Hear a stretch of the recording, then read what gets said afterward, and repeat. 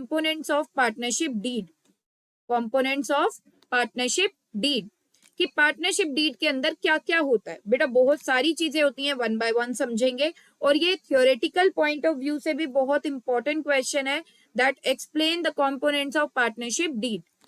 तो number one, description of the partners, partners की detail होती है बेटा, names, description and addresses of the partners, partner के नेम होते हैं, उनके बारे में डिटेल्स होती हैं और उनका एड्रेस होता है। Description of the firm, firm की, पार्टनरशिप फर्म का बेटा नेम एंड एड्रेस भी पार्टनरशिप डीड में होता है। Principal place of business, principal place means the main place of business, head office वगैरह यानी कि हम बोल सकते हैं। तो address of the principal place of business यानी कि बिजनेस का हेड ऑफिस अगर कोई है तो उसका भी एड्रेस पार्टनरशिप डीड में मेंशन होता है। नेचर ऑफ बिजनेस, अब नेचर ऑफ बिजनेस कैसा है, ट्रेडिंग कंसर्न है, मतलब बना बनाया माल लेकर आते हैं और आगे बेच देते हैं, इसे बोलते हैं ट्रेडिंग कंसर्न। मैन्युफैक्चरिंग कंसर्न है, मैन्युफैक्चरिंग कंसर्न मींस कि खुद रॉ मटेरियल लाके उसकी प्रोडक्शन करते हैं बेटा और फिर आगे क्या करते हैं, सेल आउट करते हैं। तो nature of business that the firm shall carry on, ये भी नेचर ऑफ बिजनेस भी पार्टनरशिप डीड में स्पेसिफाई किया जाता है। Commencement of partnership, partnership commencement मतलब होता है बेटा स्टार्ट कब हुई, तो जो भी डेट पे पार्टनरशिप स्टार्ट हो रही है वो भी वहां पर मेंशन की जाती है, कहां पर, पार्टनरशिप डीड में। ठीक है, तो date of commencement of partnership is also mentioned in the partnership deed. Next बेटा कैपिटल कंट्रीब्यूशन, किस पार्टनर ने कितनी कितनी कैपिटल कंट्रीब्यूट की है और उनकी कैपिटल अकाउंट्स कैसे होंगे, फिक्स्ड होंगे या फ्लक्चुएटिंग होंगे, ये सब मेंशन किया जाता है। पार्टनरशिप में बेटा कैपिटल आपकी फिक्स्ड भी हो सकती है और फ्लक्चुएटिंग भी हो सकती है। आगे आने वाले सेशंस में मैं आपको बताऊंगी फिक्स्ड और फ्लक्चुएटिंग में क्या डिफरेंस है। So the amount of capital to be contributed by each partner, किस पार्टनर ने कितनी कितनी कैपिटल कंट्रीब्यूट की है यानी कि कितना कितना पैसा बिजनेस में लगाया हुआ है। Whether the capital account shall be fixed और फ्लक्चुएटिंग, कैपिटल अकाउंट्स फिक्स्ड रहेंगे या फ्लक्चुएटिंग रहेंगे, ये सब भी पहले से क्या कर लिया जाता है, डिसाइड कर लिया जाता है एग्रीमेंट में।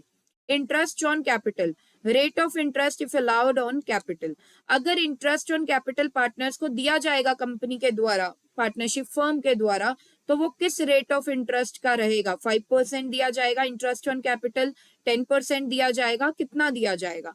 इंटरेस्ट ऑन ड्रॉइंग्स, जब कोई पार्टनर ड्रॉइंग्स करता है तो उससे इंटरेस्ट चार्ज किया जाएगा या नहीं किया जाएगा, अगर चार्ज किया जाएगा तो कितना रेट ऑफ इंटरेस्ट ड्रॉइंग्स के ऊपर चार्ज किया जाएगा। So rate of interest if to be charged on drawings. Next profit sharing ratio, profit sharing ratio क्या रहने वाली है पार्टनर्स के बीच में। So ratio in which profits और losses are to be shared by the partners, किस ratio में प्रॉफिट्स या लॉसेस पार्टनर शेयर करने वाले हैं, 1:1 में, 2:1 में, 3:1 में या 1:3 में, 1:2 में, what would be the profit sharing ratio, that also would be mentioned in the partnership deed. Interest on loan, बेटा अगर किसी पार्टनर ने पार्टनरशिप फर्म को लोन दिया है तो उसे इंटरेस्ट ऑन लोन जरूर मिलेगा। तो कितना इंटरेस्ट ऑन लोन उस पार्टनर को प्रोवाइड किया जाएगा जिसने पार्टनरशिप फर्म को क्या दिया हुआ है, अपना पैसा एज अ लोन दिया हुआ है। तो rate of interest on loan by a partner to the firm and interest on loan to a partner by the firm. अब कई बार ये भी होता है ना कि फर्म ने भी पार्टनर को, पार्टनरशिप फर्म ने भी अपने पार्टनर को लोन दे रखा है, तो उनसे चार्ज भी कितना किया जाएगा पार्टनर से इंटरेस्ट ऑन लोन, वो भी इसमें मेंशन किया जाएगा। रेम्यूनरेशन टू पार्टनर्स, रेम्यूनरेशन का मतलब होता है बेटा सैलरी या कमीशन। तो कोई अगर पार्टनर को सैलरी देनी है या कमीशन देना है तो ये पहले से डिसाइड हो जाता है कि कौन से पार्टनर को सैलरी दी जाएगी, दोनों को दी जाएगी, सारे पार्टनर्स को दी जाएगी या कुछ ही पार्टनर्स को दी जाएगी, और दी भी जाएगी तो अमाउंट कितना होगा, 5,000 पर मंथ होगा, 10,000 पर मंथ होगा, कितना अमाउंट होगा पार्टनरशिप पार्टनर को जो एज अ सैलरी पार्टनर को प्रोवाइड किया जाएगा, या कमीशन कितनी प्रोवाइड की जाएगी, ये सारा कुछ पहले से डिसाइड हो जाता है और पार्टनरशिप डीड में मेंशन कर दिया जाता है। तो amount of salary, commission etcetera if agreed to be paid. Validation of goodwill, goodwill को वैलिडेशन नहीं, सॉरी यहाँ पे वैल्यूएशन है, गुडविल को वैल्यू कर रहे हैं, देखिए बेटा, गुडविल को पार्टनरशिप फर्म में ना बहुत बार वैल्यू करना पड़ता है। जब जब पार्टनरशिप में कोई कोई चेंजेस आते हैं, हमें पार्टनरशिप फर्म को क्या करना पड़ता है, पार्टनरशिप फर्म की गुडविल को निकालना पड़ता है, कैलकुलेट करना पड़ता है।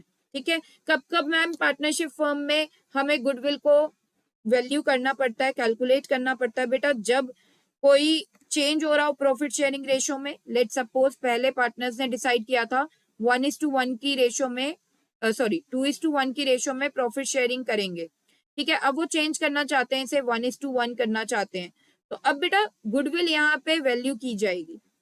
कोई पार्टनर है, ए एंड बी पार्टनर है, सी पार्टनर भी एडमिट कर रहा है फर्म में, पार्टनरशिप फर्म में, तो भी रिटायरमेंट हो रही है किसी पार्टनर की, ए बी सी पार्टनर्स है, इनमें से बी रिटायर हो रहा है, वो कह रहा है मुझे आगे कंटिन्यू नहीं करना, तब भी। And death of a partner, किसी पार्टनर की डेथ हो जाती है बेटा, तब भी गुडविल की वैल्यूएशन करनी पड़ती है। तो मतलब बेटा पार्टनरशिप फर्म में बहुत सी सिचुएशंस ऐसी आती हैं जब गुडविल को कैलकुलेट करना पड़ता है। और गुडविल को कैलकुलेट करने के ना बहुत सारे मेथड्स होते हैं, average profit method, super profit method and many more. तो यहाँ पे क्वेश्चन में मतलब यहाँ पे पहले से ही डिसाइड कर लिया जाता है कि कौन सा मेथड यूज करके गुडविल जो है फर्म की वो क्या की जाएगी, कैलकुलेट की जाएगी। तो method by which goodwill of a firm will be valued at the time of reconstitution of the firm, that is change in profit sharing ratio, admission, retirement और death of a partner। Reconstitution बेटा आप लोगों के लिए एक new word होगा यहाँ पे। रिकॉन्स्टिट्यूशन का मतलब होता है कि चेंजेस हो गए, प्रॉफिट शेयरिंग रेशियो चेंज हो गई, पार्टनरशिप फर्म चल रही है, एक पार्टनर रिटायर हो गया लेकिन पार्टनरशिप फर्म चल रही है, फर्म नहीं रुकी बेटा, फर्म नहीं डिसॉल्व हुई, फर्म नहीं खत्म हुई, बस एग्रीमेंट में चेंज हुआ है। किसी पार्टनर की डेथ हो गई, बाकी जो रिमेनिंग पार्टनर्स हैं वो फर्म को तो चला रहे हैं ना, this is called reconstitution of a partnership firm. कि पार्टनरशिप फर्म तो चल रही है, बस उसमें क्या हो रहा है, कुछ चेंजेस आ रहे हैं। वैलिडेशन ऑफ एसेट, एसेट को भी वैल्यू किया जाता है, वैल्यूएशन ऑफ एसेट्स होगा यहाँ पर।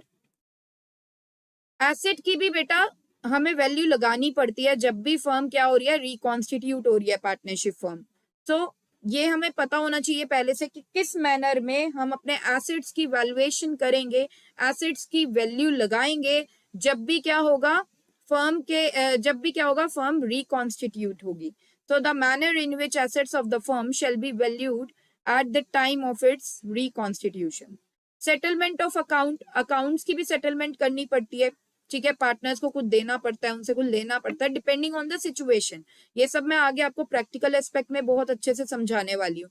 तो जब भी रिकॉन्स्टिट्यूशन होता है ना पार्टनरशिप फर्म का, तो पार्टनरशिप फर्म जो पार्टनर्स के अकाउंट्स है ना, हमें उन्हें क्या करना पड़ता है, सेटल करना पड़ता है।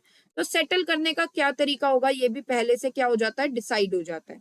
So the manner in which accounts of partners shall be paid in case of their retirement or death or at the time of dissolution of the firm। Dissolution के टाइम पे भी सेटलमेंट करना पड़ता है, reconstitution के time पे तो करना ही पड़ता है और डिसोल्यूशन के टाइम पे भी। अब ये रिकॉन्स्टिट्यूशन और डिसोल्यूशन में फर्क क्या है बेटा? रिकॉन्स्टिट्यूशन का मतलब होता है कि पार्टनरशिप फर्म चल रही है, रिमेनिंग पार्टनर्स जो रह गए, जैसे किसी की डेथ हो गई, जैसे A B and C partners हैं पार्टनरशिप फर्म के, ठीक है, बी की डेथ हो गई या बी रिटायर हो गया, A and C partnership firm को चला रहे हैं, पार्टनरशिप फर्म नहीं बंद हुई। ठीक है, डिसोल्यूशन का मतलब है कि पार्टनरशिप फर्म भी बंद हो गई, जैसे बी की डेथ के बाद ए एंड सी ने बोला हम भी नहीं फर्म को चलाते, बंद कर देते हैं परमानेंटली। तो फर्म का परमानेंटली बंद होना is called dissolution.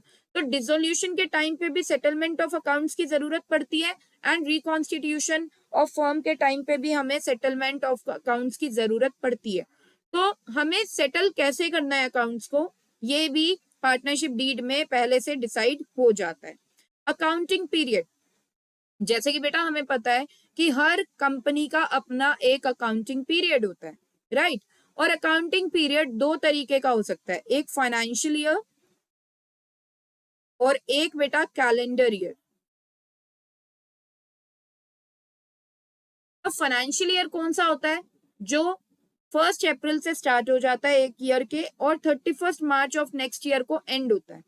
Calendar year कौन सा होता है, कैलेंडर ईयर होता है जो 1 जनवरी को स्टार्ट हो जाता है एंड 31 दिसंबर को एंड होता है, वो होता है कैलेंडर ईयर। तो यहाँ पे कंपनी को अपना अकाउंटिंग पीरियड डिसाइड करना है। अकाउंटिंग पीरियड की रेलेवेंस क्या है कि कंपनी अकाउंटिंग रिकॉर्डिंग करना शुरू कर देती है starting of the accounting period से लेके end of the accounting period में, और एंड में अपने फाइनल अकाउंट्स भी बना देती है। फाइनल अकाउंट्स क्या? Balance sheet, trading account, profit and loss account, trial balance, ये सब, राइट। तो कंपनी ये भी यहाँ पे डिसाइड करती है कि हम लोगों का अकाउंटिंग पीरियड क्या होगा, ये भी पार्टनरशिप डीड में बेटा मेंशन कर दिया जाता है। So the date on which account shall be closed every year, जो भी डेट है जब अकाउंट्स को क्लोज करना है एवरी ईयर, वो भी मेंशन कर दी जाती है। Normally accounts are closed on 31 March every year. अब ज्यादातर बेटा, ज्यादातर कंपनीज में क्या होता है, 31 मार्च एवरी ईयर पे अकाउंट्स की क्लोजिंग होती है। तो आपने कभी देखा भी होगा, आपको टीचर्स कहते होंगे कि अगर अकाउंटिंग पीरियड मेंशन नहीं है क्वेश्चन में, तो कौन सा लेना है, फाइनेंशियल ईयर लेना है।